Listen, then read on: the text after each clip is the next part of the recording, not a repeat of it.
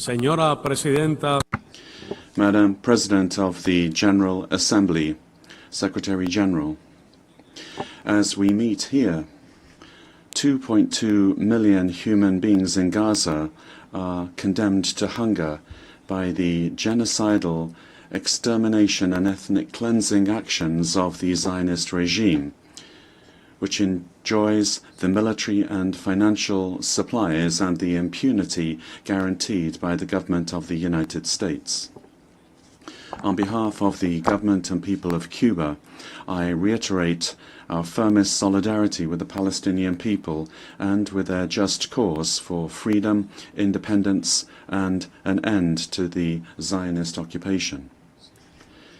If the Security Council proves itself impotent because of the veto that the United States wields or threatens to wield, and is incapable of adopting effective measures to halt the barbarity, then this General Assembly has the duty and the capacity to put forward concrete measures without delay.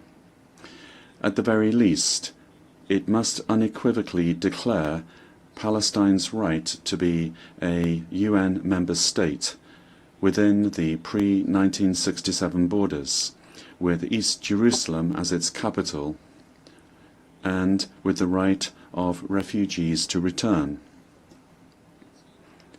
11 million people, 3 million of them children, die every year from hunger and associated diseases.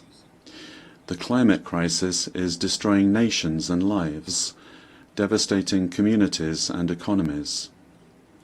A handful of countries and individuals have amassed more wealth than the vast majority of all other countries combined. Colossal inequalities stifle and prevent sustainable development. There has been no effective global response to today's serious challenges. There could not be, because the current world order reflects a bygone era when most developing countries did not even exist as independent states. 80 years ago, the United Nations was founded with only 51 member states. Today, we are 193.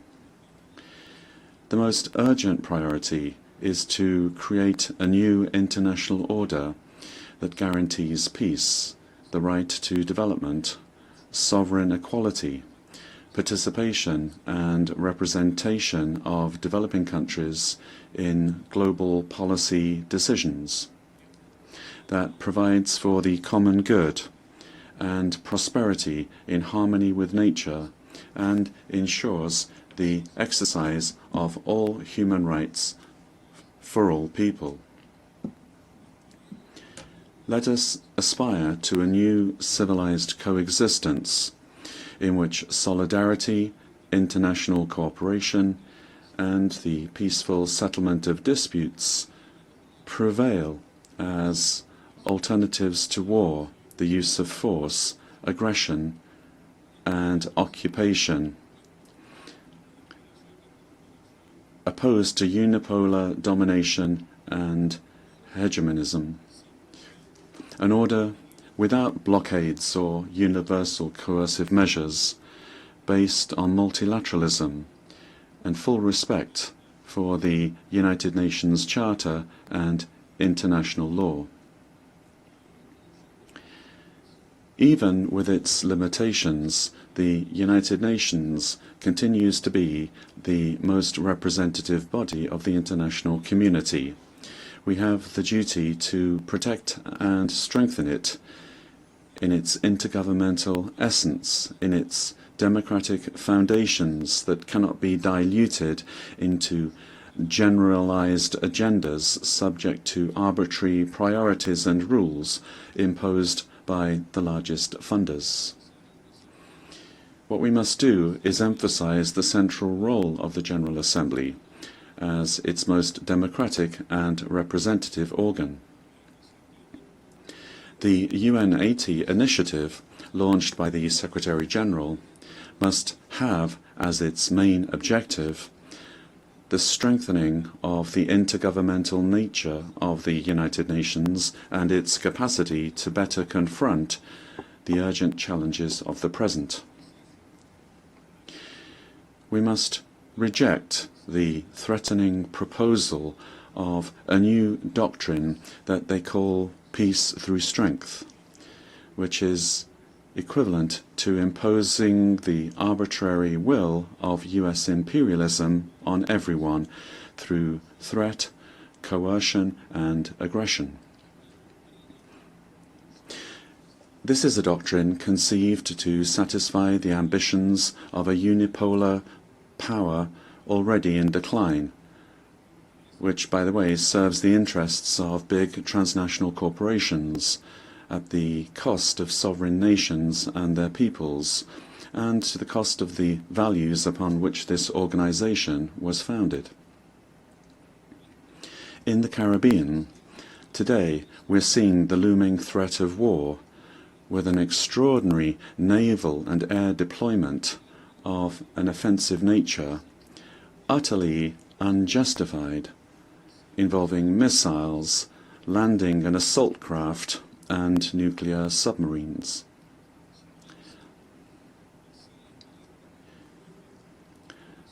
Test missiles with nuclear capacity are being launched. The United States brandishes the pretext of fighting crime and drug trafficking. This is a tale which no one in this chamber believes. The attack and destruction of unidentified boats, the assassination or extrajudicial execution of civilians, the interception of fishing vessels, and aggressive actions by the United States generate a dangerous situation that violates international law, threatens peace and regional security. We reaffirm our energetic rejection of threats of aggression against Venezuela and our full support for the Bolivarian and Chavista government of this sister Latin American and Caribbean nation, and for the People's Military Union led by the legitimate President Nicolas Maduro Moros. We repudiate the Monroe Doctrine and any attempt at militarization, intervention, or imperialist domination in Latin America and the Caribbean, proclaimed as a zone of peace in 2014 in Havana, with the signatures of the heads of state and government of the Community of Latin American and Caribbean States. The accelerated arms race leads to competition in the field of death and destruction, employing extraordinary financial and material resources that could instead be dedicated to poverty alleviation, development, and cooperation. Meanwhile, most of the meagre goals of the 2030 Agenda will not be met. Commitments of official development assistance are being ignored, and climate financing is decreasing. In 1960, before this very assembly, the historic leader of the Cuban Revolution, Fidel Castro, stated, and I quote, "Eliminate the philosophy of plunder and the philosophy of war will disappear." Madam President, climate change is advancing inexorably and quickly. The first 6 months of this year have been the hottest ever recorded. Last year was already the hottest. From this very podium, science and decades of collective work to protect the planet are now being questioned. If we don't change the unsustainable production and consumption patterns of capitalism and address their root causes, then by 2030 we will surpass the fateful threshold of 1.5 degrees Celsius. The external debt of developing countries, already paid several times over, continues to grow, accumulating astronomical interest as a new form of colonization. What we need to do is implement the commitments undertaken at the 4th International Conference on Financing for Development, with additional resources and a specific multilateral mechanism for debt negotiation. We're suffering the consequences of powerful cultural domination in an era when digital technology increasingly impacts our lives across the board. A few transnationals, almost all of them from the US, impose their operating systems and control the content that is seen, read and heard, manipulating human behavior. We are suffering from the dictatorship of the algorithm. What we need to do is establish at the UN as soon as possible common norms in order to unlock the transformative potential of new technologies, especially artificial intelligence, for the benefit of all, whilst at the same time mitigating the risks. Beyond the challenges that Cuba faces as a small island developing state, our country suffers from the devastating and accumulated impact of the policy of hostility and economic suffocation that has been imposed by the United States for more than 6 decades. The blockade against Cuba persists and is being tightened to the extreme. It is really a comprehensive and prolonged economic war aimed at depriving Cubans of their livelihoods and sustainability, of their existence as a supportive, educated and joyful people.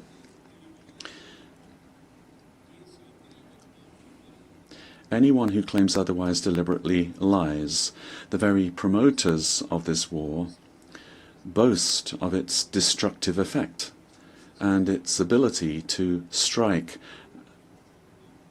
anywhere in the world and affect the standard of living of an entire people. The aggression has escalated to unprecedented levels in the last 8 years, including increasingly acts of persecution and economic pressure on third parties, the countries that you represent, and that increasingly are elaborate, surgical and extraterritorial in nature. They affect productive capacity and have commercial and financial effects, affecting services and policies that guarantee social justice and life itself.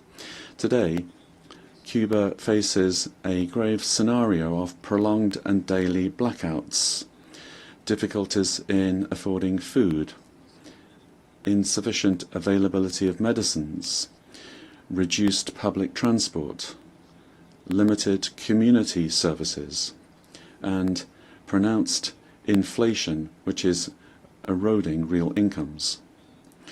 In 1960, the US Undersecretary of State Lester Mallory drafted the infamous Memorandum of Coercion and Blockade against Cuba, and it is this that has guided US policy ever since, and currently governs the policy of the US. He wrote, and I quote, "All possible means must be promptly used to weaken the economic life of Cuba, a line of action that achieves the greatest progress in depriving Cuba of money and supplies, to reduce its financial resources and real wages, provoke hunger, desperation, and the overthrow of the government." End of quote. The current Secretary of State of the United States is the reincarnation of that macabre figure. Madam President, Cuba is a country that is a victim of terrorism, and for decades we have been subject to state terrorism from the US. For years and still today, terrorist acts against our country are organized and financed from US territory. And these people live here in total impunity, and they are recognized as perpetrators of horrendous acts of aggression against the Cuban people, causing thousands of deaths, mutilations, and significant material damage.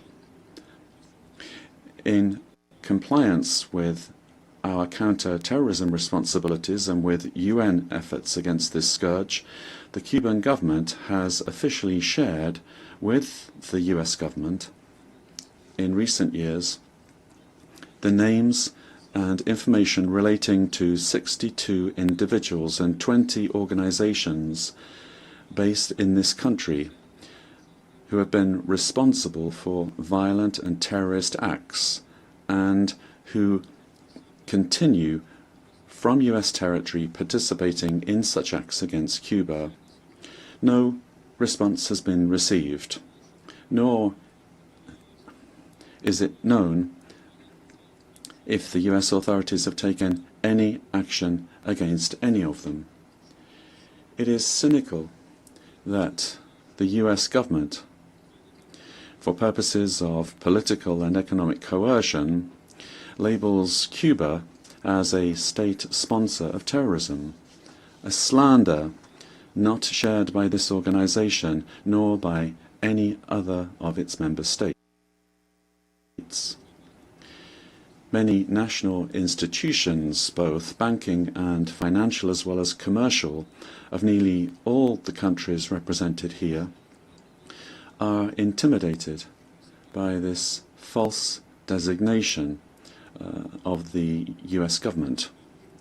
And because of this, their banks very often avoid engaging with Cuban entities, offering us credit, supporting our commercial activity, or channeling our transfers.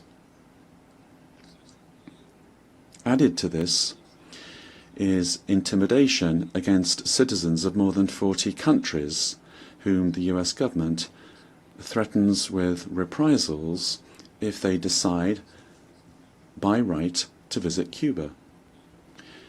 The United States has unleashed a virulent campaign of discreditation and persecution against Cuban Medical Corporation and of harassment and coercion against the authorities of countries that receive it. This is a strategy directed by the State Department directly. It seeks to disparage this cooperation, which has saved millions of lives and, in many cases, has been the only option for access to healthcare for large population groups. This altruistic and supportive cooperation rests on entirely legitimate bilateral agreements and aligns fully with international standards of this organization in the field of cooperation, as it does with the standards of other organizations. I confirm once again that Cuba will maintain its commitments with all countries with which we have bilateral medical cooperation agreements and programs, and we will remain willing to expand them with all governments who are prepared to develop such cooperation, respecting international law, national legislation, and all of this for the well-being of their peoples. Since 1963, almost going back to that time of Mr. Mallory's declaration, 605,000 doctors from Cuba, doctors and specialists, have carried out in dozens of countries more than 17 million surgeries and brought more than 5 million children into the world. At this moment, over 24,000 health professionals provide services in 56 countries. The aggression against Cuba is reinforced by a powerful machinery of destabilization that, from US territory and with funding from that country's federal budget, mounts an offensive aimed at disturbing public order, promoting acts of violence, disorienting the population, and discrediting our country. It is a strategy of unconventional warfare that combines emotional manipulation with informational intoxication in order to impose an atmosphere of despair and political demobilization. Faced with such an asymmetric onslaught, our people's determination is strengthened. We are aware of the great challenges that we face and of the need to direct with creativity and with everyone's contribution economic recovery and the strengthening of social policies. Last July, President Miguel Díaz-Canel said, and I quote, "We are not an accident of history. We are the logical consequence of a history of resistance and rebellion against abuse and injustice." End of quotation. We will not desist in our effort to build our dreams of a socialist country, better and more prosperous for all, based on the constitutional order chosen freely by our people, guaranteeing sovereignty, national and cultural identity, and reflecting the dream of José Martí, summarized in his memorable aspirations, and I quote, "The worship by Cubans of man's full dignity and to conquer all justice." We have designed a realistic program of economic recovery which is adapted to the very particular and extraordinary conditions of our country, aware as we are that we must overcome the devastating impacts of the economic blockade, correct the deficiencies of the current economic structure, and, I quote, "change everything that must be changed." We don't have any illusions, but results are already beginning to be felt at the macroeconomic level, although they have not yet been reflected in daily life for families. Cuba is a nation of peace. Despite all of the harm that the United States has and continues to inflict upon us, we have always been willing to engage in dialogue without preconditions and to attempt to move toward a respectful and civilized relationship with that country without subordination or limits on our sovereign prerogatives. Both peoples would benefit from that opportunity. A considerable number of Cubans live here in the United States, many of whom today feel threatened. Having been vilely betrayed by politicians, especially in Miami, who have built careers and enriched themselves by supposedly representing them.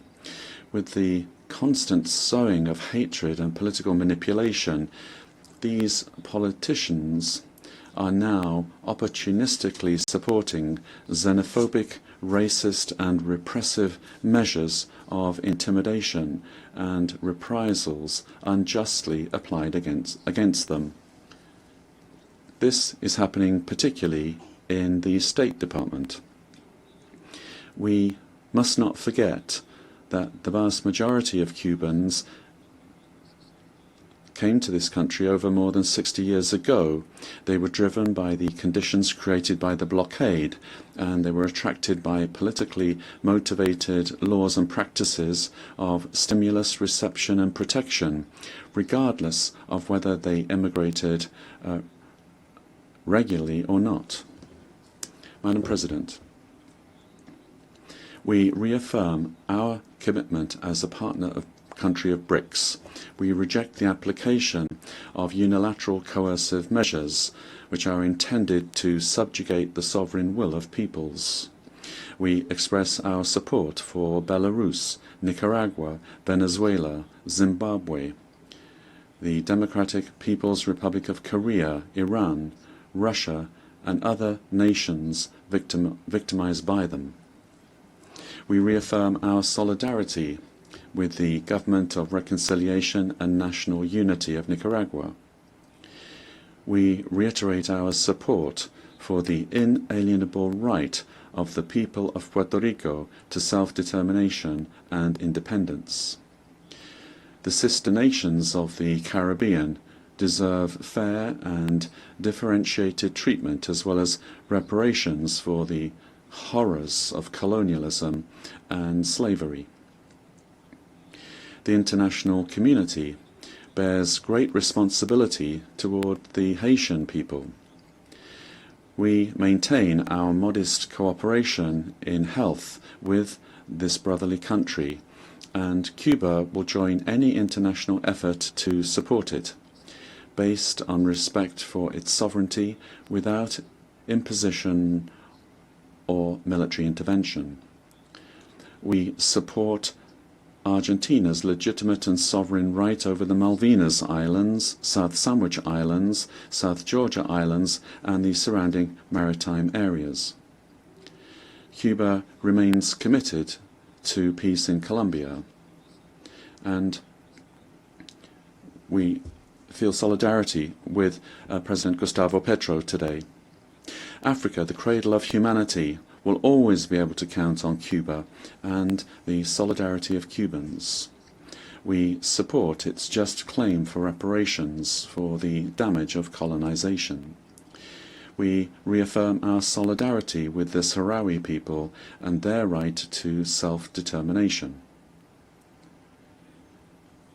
We reaffirm our support for the One China principle.